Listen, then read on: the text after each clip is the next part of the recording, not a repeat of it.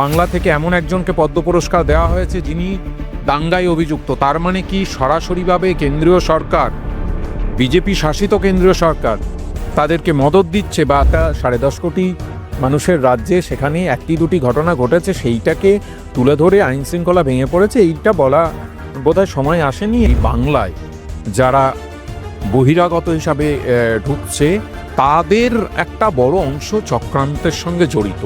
হ্যাঁ, এটা তো পৌরসভা এবং তাদের যারা ইঞ্জিনিয়ার আছেন তারা বলতে পারবেন যে কোনটা বিপজ্জনক কোনটা বিপজ্জনক নয়। এই 250-র পরে যে বাকি 44টা আসন থাকবে, সেই 44টা আসন কে কটা পাবে সেইটা নিয়ে তারা চিন্তাভাবনা করুন। না, দলের গোলমালের প্রশ্নই না, এইগুলো সংবাদ মাধ্যমে ভাসানো। দলের গোলমাল হওয়ার প্রশ্ন কি আছে? দাদা, ইতিমধ্যে আমরা দেখলাম আরজিকর ঘটনায় ইতিমধ্যে অভয়ার পরিবারের তরফ থেকে একটি নতুন দাবি তুলেছে। সেখানে তারা বলছেন যে মুখ্যমন্ত্রীর জন্য তাদের মেয়ের বিচার হয়নি এবং সরাসরি এবার মুখ্যমন্ত্রীর পদত্যাগ দাবি করছেন। কি বলবে এটা নিয়ে? দেখো, প্রথম থেকে ওনারা বিভিন্নবার বিভিন্ন রকমের মন্তব্য করেছেন। আমি ওনাদের মানসিক অবস্থাটা বুঝতে পারছি এবং আমি প্রথম দিন থেকে আমিও বলে আসছি যে ওনাদের যে যন্ত্রণা, সেই যন্ত্রণার সঙ্গে আমি সহমর্মিতা প্রকাশ করছি, কারণ এর থেকে বেশি কিছু তো করার সম্ভব নয়। ওনারা যা হারিয়েছেন সেটা ফেরত দেওয়া আমাদের পক্ষে সম্ভব নয়। সেই মানসিক যন্ত্রণাকে নিয়ে যারা রাজনীতি করার চেষ্টা করছেন, আমি তাদেরকে ধিক্কার জানাই, তাদেরকে নিন্দা জানাই।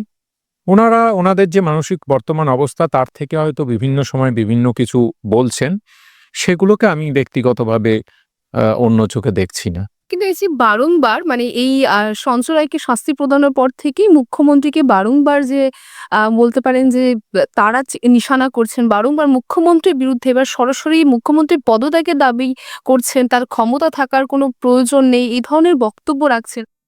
গণতান্ত্রিক রাজ্য, আমাদের রাজ্যে গণতন্ত্র আছে, সেটাই প্রমাণ হয় এরকম ঘটনায় যে ওনারা বলতে পারছেন। বাকি জায়গায় আমরা দেখেছি বিজেপি শাসিত উত্তরপ্রদেশে তার বাবা মাকে ঘরে বন্দি করে রাখা হয়, মেরে ফেলার চেষ্টা করা হয় ধর্ষিতার বাবা মাকে। সেইগুলো এখানে হয় না, এটাই পার্থক্য। এবং এই গণতন্ত্র বাংলায় বেঁচে থাকুক, সেটাই চাইব। আমরা এই প্রসঙ্গে দেখলাম কুণাল ঘোষ, তিনি বলছেন যে অভয়ার মা বাবা এখন যারা চক্রান্তকারীদের মুখপাত্র হয়ে উঠেছেন। কি বল? কুণালদা কি বলেছেন তার বিবৃতির প্রেক্ষিতে তো আমার বিবৃতি দেওয়ার কাজ নয়।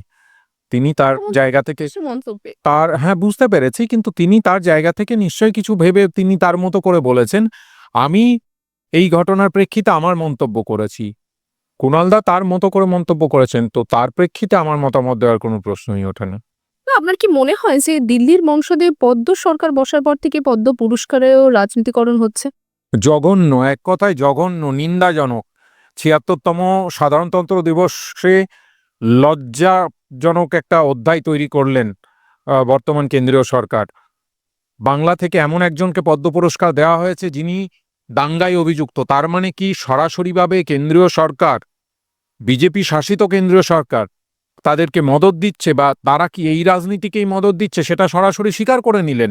অত্যন্ত লজ্জাজনক। একসময় পদ্ম পুরস্কার পেতেন সমাজের বিশিষ্ট মানুষজন, যারা সমাজের জন্যে, দেশের জন্যে কোনো কিছুভাবে অবদান রেখেছেন। আমি জানি না একজন ব্যক্তি যিনি বাংলা থেকে পদ্ম পুরস্কারের জন্যে মনোনীত হয়েছেন, তার সমাজের কি অবদান আমার জানা নেই, কিন্তু সমাজকে বিভাজন করার যে অবদান সেটা নিশ্চিতভাবে আছে।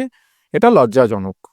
আপনি কার কথা বলছেন? কারণ একসঙ্গে তো অনেক বঙ্গ সন্তানদেরই ইতিমধ্যে পদ্ম পুরস্কার দেওয়ার কথা বলা হয়। হ্যাঁ, সেই তার মধ্যে বিশেষ একজন তো আছে যে কিছুদিন আগেও তিনি দাঙ্গামূলক, উস্কানিমূলক বিভিন্ন মন্তব্য করেছেন এবং সরাসরিভাবে দাঙ্গার সঙ্গে জড়িত থাকার অভিযোগ উঠেছে। আমি সত্যতা বলতে পারবো না, যেহেতু অভিযোগ উঠেছে। তো সমাজকে যারা ভাঙার কথা বলে, ভারতবর্ষর বহুত্ববাদের বিরুদ্ধে যারা কথা বলে, তারা তো সংবিধান বিরোধী, তারা দেশ বিরোধী। তাদেরকে পদ্ম সম্মান দেওয়াটা লজ্জাজনক। অধীর রঞ্জন চৌধুরী বলছেন যে যারা আরএসএস বিজেপির ভাবাদর্শে বিশ্বাস করে তাদের জন্য পুরস্কার, বাকিদের জন্য তিরস্কার। একদম এই বিষয়ে অধীর রঞ্জন চৌধুরীর সঙ্গে আমি সহমত পোষণ করছি, কারণ ঠিকই বলেছেন, যেভাবে সমস্ত কিছুতে গৈরিকীকরণ করার প্রচেষ্টা চলছে শিক্ষাক্ষেত্র শুরু করে পদ্ম পুরস্কার থেকে শুরু করে সবকিছুতে, শেষ পর্যন্ত এই দেশটাকে তারা বিক্রি করে দেওয়ার চেষ্টা করছে বলেই আমার মনে হয়। একসময় যারা ব্রিটিশদের দালালি করত, ব্রিটিশদের হয়ে কাজ করত, ব্রিটিশদের পা চাটত, স্বাধীনতা সংগ্রামে যাদের ভূমিকা আর্যভট্টের আবিষ্কৃত শূন্যের মতোই, তারা আজকে এর থেকে আর ভালো কিছু করবে বলে আশা রাখি না। কিন্তু দেশের মানুষের কাছে আজকের দিনে, এই বিশেষ দিনে দাঁড়িয়ে আবেদন থাকবে যে তারা আগামী নির্বাচনে, যেহেতু এটা গণতান্ত্রিক দেশ, নির্বাচনে আমরা সংসদীয় গণতন্ত্রে বাস করি এবং আমরা বিশ্বাসও করি, সুতরাং তাদেরকে উৎখাত করতে গেলে, এই বর্তমান বিভেদকামী শক্তিকে উৎখাত করতে গেলে গণতান্ত্রিক প্রক্রিয়াতেই উৎখাত করতে হবে। আমি দেশবাসীর কাছে করজোড়ে আবেদন জানাই যে আপনারা অনুগ্রহ করে এদের স্বরূপটা চিনুন।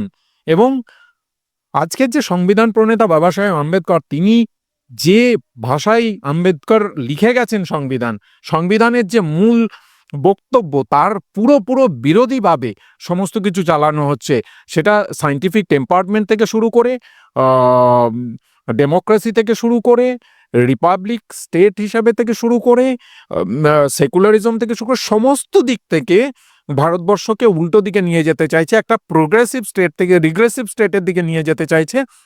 অত্যন্ত দুঃখজনক। এবং আমার মনে হয় ভারতবর্ষের মানুষের এবার সামনে দাঁড়িয়ে লড়াই করার সময়টা এসছে। দাদা, আমরা দেখলাম একের পর এক তৃণমূল নেতারা গুলিবিদ্ধ হচ্ছেন, কখনো মালদা, কখনো কলকাতায়, আবার কখনো ডায়মন্ড হারবারে। তবে কি এটা বলা যেতে পারে যে পুলিশ প্রশাসন তার কাজে ব্যর্থ হচ্ছে, কারণ বারংবার তৃণমূল নেতাদের নিশানা করা হচ্ছে? না, এরকমটা নয়। বিক্ষিপ্ত কয়েকটা ঘটনা ঘটেছে একটা 10.5 কোটি মানুষের রাজ্যে, সেখানে একটি দুটি ঘটনা ঘটেছে, সেইটাকে তুলে ধরে আইন শৃঙ্খলা ভেঙে পড়েছে, এইটা বলা বোধহয় সময় আসেনি এবং এটা বলা উচিত হবে না। এটা নিশ্চিতভাবে সংবাদ মাধ্যম এখন অনেক বেশি অ্যাক্টিভ, সামাজিক মাধ্যম অনেক বেশি অ্যাক্টিভ, সেই জায়গা থেকে হয়তো দেখা যাচ্ছে যে একটা কেস ঘটলেও সেইটা দেখা যাচ্ছে, কিন্তু এর থেকে এটা প্রমাণিত হয় না। কিন্তু এটাও তো প্রশ্ন না, বাংলার গ্রামে গ্রামে কিভাবে এত সহজে আগ্নেয়াস্ত্র পৌঁছে যাচ্ছে? আমরা মনে করছি বাংলায় যারা বহিরাগত হিসাবে ঢুকছে, তাদের একটা বড় অংশ চক্রান্তের সঙ্গে জড়িত। নিশ্চিতভাবে প্রশাসনকে অনুরোধ করব তারা এই বিষয়ে নজর দেবেন। বাংলা আতিথেয়তার জায়গা, বাংলায় যারা আসবে আমরা তাদেরকে সবাইকে সম্মান করি, তাদেরকে আদর করি। তারা বাংলায় এসে বাঙালির মতো থাকুন, বাঙালিদের সাথে থাকুন, কিন্তু বাংলা বিরোধী কাজের সঙ্গে যারা যুক্ত তাদেরকে নিশ্চিতভাবে চিহ্নিতকরণ করার প্রয়োজন আছে। আচ্ছা, ইতিমধ্যে সম্প্রতি আমরা দেখলাম যে কলকাতার বিভিন্ন জায়গায় বহু হেলে পড়া বাড়ির হদিশ মিলছে, এবং তার মাঝেই কলকাতা মেয়রের বক্তব্য যে সব হেলে পড়া বাড়ি বিপজ্জনক নয়। কোথাও এই বক্তব্যের মধ্যে দিয়ে কলকাতা পৌরসভার ভূমিকা নিয়ে প্রশ্ন উঠছে। না, এটা তো পৌরসভা এবং তাদের যারা ইঞ্জিনিয়ার আছেন তারা বলতে পারবেন যে কোনটা বিপজ্জনক কোনটা বিপজ্জনক নয়। আমি ইঞ্জিনিয়ারিং এর একজন ছাত্র হিসাবে এইটুকু বলতে পারি যে এই বিষয়ে মন্তব্য এইভাবে না জেনে করা সম্ভব নয়। এটা দেখতে হবে, যারা সিভিল ইঞ্জিনিয়ার আছেন তারা স্ট্রাকচারাল ইঞ্জিনিয়ারিং এর পয়েন্ট অফ ভিউ থেকে দেখতে হবে যে বাড়িগুলো সত্যিই বিপজ্জনক কিনা। সাধারণভাবে কোনোটা বিপজ্জনক মনে হলেও হতে পারে, কিন্তু সেটা বিপজ্জনক নয়। আবার কোনোটা বিপজ্জনক নয় সেরকম অনেক বাড়িও বিপজ্জনক হতে পারে। এটা পৌরসভা নিশ্চয় দেখবে বলেই আমার বিশ্বাস।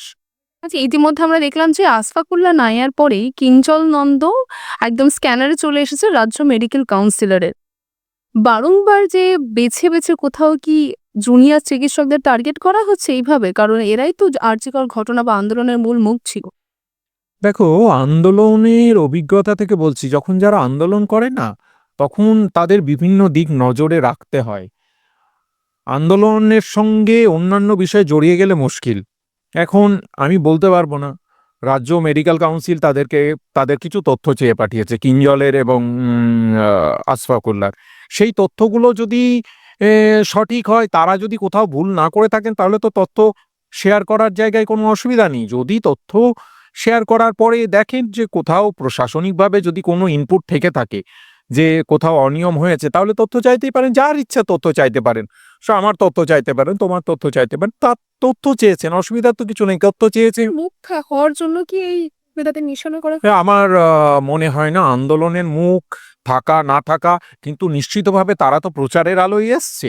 এখন রাজ্য মেডিকেল কাউন্সিল কি জন্যে চেয়েছে তারাই বলতে পারবে, সেই বিষয়ে আমি মন্তব্য করতে পারবো না। কিন্তু আমি এটুকু বলতে পারি, যখন তারা প্রচারের আলোয় এসছে, হয়তো দেখেছে যে ধরো 1 মাস ধরে আন্দোলন করছে, তাহলে কি 1 মাস ডিউটি করেনি, বা 1 মাস ডিউটি করার পরে করেছে, সেই সব তথ্য হয়তো চেয়ে পাঠিয়েছে। তারা মানে তথ্য দিতে তো অসুবিধা নেই, যারা গণতন্ত্রে বিশ্বাস করে, যারা সততায় বিশ্বাস করে, তারা তথ্য দেবে। যদি তথ্যে কোনো অসঙ্গতি না থাকে তাহলে কোনো বিষয়ই নেই। আর যদি তথ্য অসঙ্গতি না থাকার পরেও রাজ্য সরকারের পক্ষ থেকে কিছু করা যায়, তখন এই প্রশ্নগুলো আসছে যে ভিন্ডিকটিভ হচ্ছে বা হচ্ছে না। এখন তো নিয়ম মেনে কিছু তথ্য চেয়েছে, সেই তথ্য ওরা পেশ করুন, পেশ করার পরে তারপরে যারা আছেন তারা কি জন্যে চেয়েছেন সেটা তারা বলতে পারবেন। আচ্ছা, একটা শেষ প্রশ্ন করব। বছরের শুরুতেই ক্যালেন্ডার বিতর্ক, ছবির গোলমাল কোথাও কি দলের গোলমাল ইঙ্গিত দিচ্ছে? না, না, দলের গোলমালের প্রশ্নই ওর না। এইগুলো সংবাদ মাধ্যমে ভাসানো, দলের গোলমাল হওয়ার প্রশ্ন কি আছে? দল এগিয়ে চলেছে 2026-এর নির্বাচনে 250-র বেশি সিট নিয়ে, আসন নিয়ে। তৃণমূল কংগ্রেস ক্ষমতায় আসতে চলেছে, সরকার গড়বে। সুতরাং দল, আমাদের সাংগঠনিক কাজকর্ম চলছে, খুব অচিরেই তোমরা জানতে পারবে। সাংগঠনিক দিক থেকে আমরা সমস্ত কিছু ঠিকঠাক করে নিয়ে আগামী 26-এর নির্বাচনের জন্যে মাঠে নেমে পড়ব। বিরোধীরা তো নেই, বিরোধীরা তাদের ঘর গোছানোর জায়গাতেই নেই। আমরা আমাদের মতো কাজকর্ম করে চলেছি, সেখানে দাঁড়িয়ে আমাদের সংগঠনের দিকে মনোনিবেশ না করে তারা নিজেদের সংগঠনগুলো নিয়ে চিন্তাভাবনা করুন। তাহলে এই 250-র পরে যে বাকি 44টা আসন থাকবে, সেই 44টা আসন কে কটা পাবে সেইটা নিয়ে তারা চিন্তাভাবনা করুন। বাংলা হান্টের আরও খবর দেখতে নজর রাখুন। বাংলা খবর মানেই বাংলা হান্ট।